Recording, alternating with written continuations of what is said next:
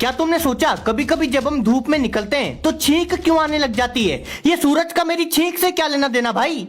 देखो, हमारे फेस पे एक नसों का नेटवर्क होता है जिसे ट्राइजेमिनल नर्व बोलते हैं। तो अब जब भी कोई आलतू फालतू चीज हमारी नाक में घुसती है, ये ट्राइजेमिनल नर्व ब्रेन को सिग्नल भेजती है और ब्रेन बोलता है छींको, इतनी जोर से छींको कि भूकंप आ जाए और वो आलतू फालतू चीज बाहर निकल जाए। अब इसी ट्राइजेमिनल नर्व के बिल्कुल पास में से होके निकलती है एक और नर्व जिसे ऑप्टिक नर्व बोलते हैं। ये आँख से सिग्नल लेके ब्रेन को पहुँचाती है कि हमने क्या देखा। पर किसी किसी इंसान में ये ऑप्टिक नर्व बहुत सेंसिटिव होती है, तो जैसे ही वो एकदम से कोई ब्राइट लाइट देखते हैं, ऑप्टिक नर्व से कुछ सिग्नल ट्राइजेमिनल नर्व में चले जाते हैं और ब्रेन को लगता है नाक में कुछ घुस गया, तो छींको, इतनी जोर से छींको कि भूकंप आ जाए।